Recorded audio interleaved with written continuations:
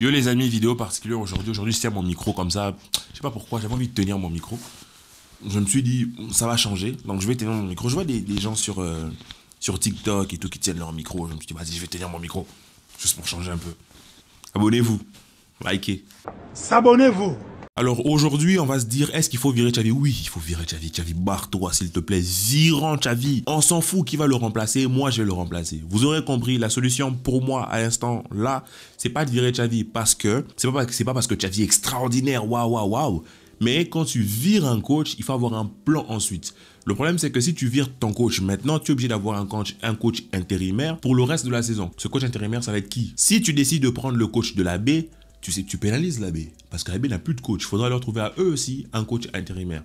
Et qui te dit que le coach de la B que l'on fait remonter serait bon? Peut-être qu'il va être nul et que peut-être lui aussi va se faire virer à la fin.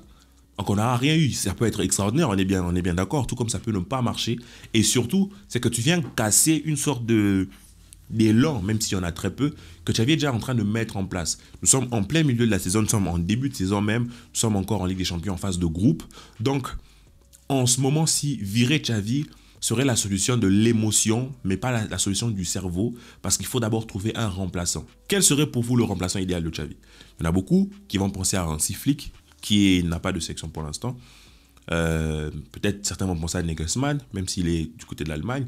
Je ne sais pas, vous pensez à qui? Est-ce qu'il y a un coach pour vous qui est libre en ce moment? Je parle, soyez réaliste, un coach qui est libre. Ne me parlez pas de Guardiola parce que Guardiola ne va pas quitter City pour revenir ici. Ne me parlez pas de De Zerbi parce qu'il est sous contrat. Ne me parlez pas d'un coach qui est sous contrat parce qu'actuellement, quand vous voulez qu'on l'on vire Xavi maintenant, vous n'allez pas prendre un coach sous contrat maintenant. C'est des choses qui se discutent à l'avance et tout et tout et tout. Et pour l'instant, on n'a pas cette discussion-là et le fair play financier ne nous permet pas.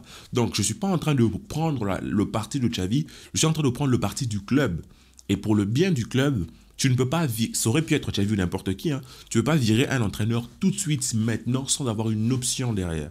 C'est ça le problème. Maintenant, si on ne passe pas les phases de groupe, vraiment, genre, contre Porto, on perd, on se retrouve troisième. Et puis notre dernier match contre Anvers, on fait un match nul. Et de l'autre côté, je sais pas, par exemple, c'est quoi l'autre match? Shakhtar bat Porto, vraiment par n'importe quel miracle ou sorcellerie, on se retrouve troisième et qu'on sort. Là, moi-même, je lancerai la propagande. J'irai jusqu'à Barcelone à pied. J'irai sortir Xavi du bureau du club. Non, franchement. Parce que c'est peut-être le groupe le plus facile qu'on ait eu sur les dernières années. Donc, il n'est pas question de nous faire croire que c'est l'enfer. La Ligue des Champions est un nouveau extraordinaire. La Ligue des Champions, oh, je suis bien d'accord, la Ligue des Champions, c'est très dur, c'est très hargneux, ça se fait sur les détails. Mais mec, on a investi le PIB d'un tas de pays autour du monde pour que tu puisses pouvoir avoir cette équipe. Laporta a vendu son âme, son cœur, il s'est vendu au diable, il s'est prostitué en Arabie Saoudite, au Qatar pour avoir de l'argent, les leviers, tout ce qui était imaginable pour avoir des sous et la capacité de faire l'équipe que tu as.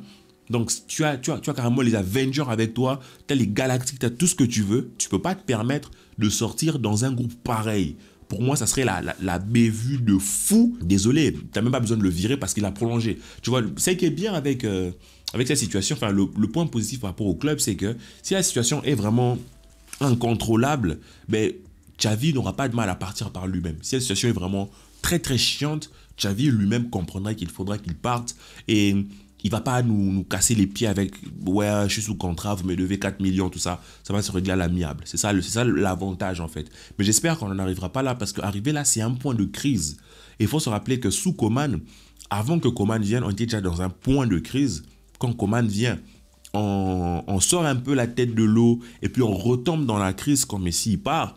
Donc, Xavi, il arrive dans un moment de crise.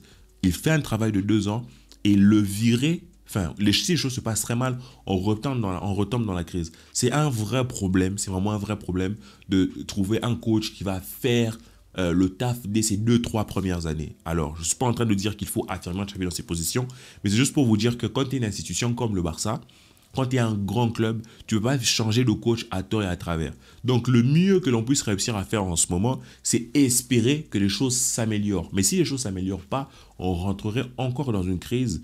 Et avec les joueurs que l'on a, certains seront en bout de course, il faudra peut-être en chercher d'autres et tout et tout. Je pense par exemple à Lewandowski, je ne sais pas, Lewandowski va tenir, va pas tenir encore 2 ans. Il faudra encore commencer à réinvestir. pour un nouveau neuf, il faudra ceci, il faudra cela, peut-être un nouveau coach va demander des nouveaux joueurs, il ne va pas faire confiance à ceux que l'on a déjà. C'est pour vous dire qu'il ne suffit pas de se réveiller et de dire Xavi, je m'en fous, barre-toi. Il est question aussi de trouver des solutions concrètes pour l'après Xavi. Et les solutions, moi, je ne les ai pas. Vous ne les avez pas non plus.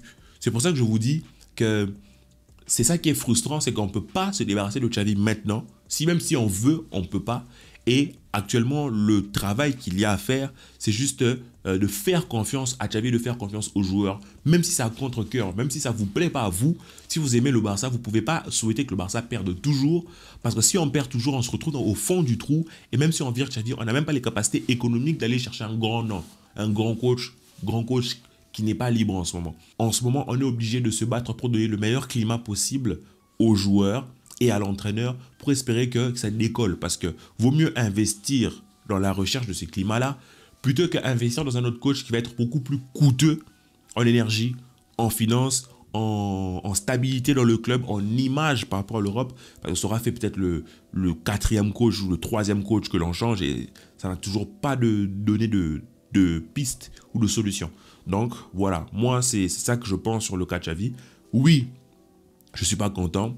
Oui, ouais, je suis super vénère et tout. Xavi, barre-toi, rentre chez toi. Mais on n'a pas de solution là. Et quand tu n'as pas ces solutions là, le seul grand coach de libre c'est Hansi Flick. Mais je ne vois pas Laporta se réveiller comme ça, taper du poing, virer Xavi, ramener Hansi Flick. Ça a très mal passé en Catalogne. Et surtout si Hansi Flick n'a pas les résultats comme ceux qu'il n'a pas réussi à avoir en Allemagne.